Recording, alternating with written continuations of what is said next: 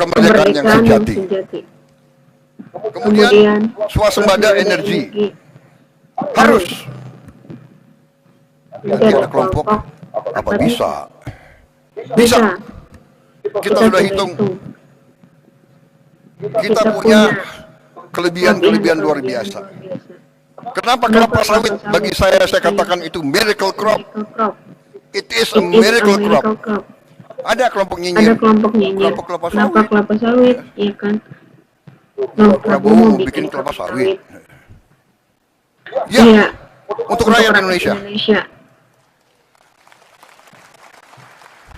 Karena kelapa sawit itu tidak hanya minyak goreng.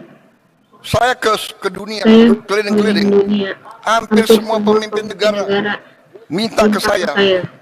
Kami mohon Indonesia tolong supply kelapa sawit. CPO. Saya ke Mesir, saya ke Pakistan, saya ke Rusia, saya ke Belarus, di mana-mana. Tolong kelapa sawit. Artinya it's a very strategic commodity. Karena dari kelapa sawit kita bisa punya puluhan derivatif. Cat dinding dari kelapa sawit. Butuh kelapa sawit. Makanan roti harus pakai minyak kelapa sawit. Dan nanti minyak kelapa. Dan sebagainya. Sabun. Berapa miliar rakyat dunia harus mandi tiap hari. Kecuali yang malas mandi.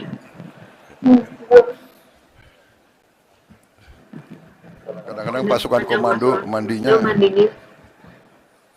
sekali 2 minggu. Kalau di hutan tidak boleh mandi. Saudara-saudara. Tapi yang lebih utama dari kelapa sawit, kita bisa bikin solar. Jadi kita nanti biodiesel, biosolar itu akan membuat kita bebas dari ketergantungan luar. Ya, yang mau pakai bensin terus silakan. Ya orang kaya bayar aja, nggak apa-apa, harga dunia. Tapi rakyat kita bisa hidup dengan solar. Pesawat terbang, Aftur. Kita nanti produsen Aftur bisa yang terbesar di dunia. Aftur. Bahkan saudara-saudara, limbahnya kelapa sawit jelantah itu bahan untuk Aftur.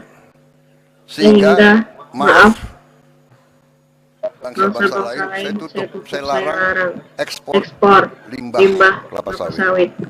Ekspor jelantah harus untuk kepentingan rakyat Indonesia dulu.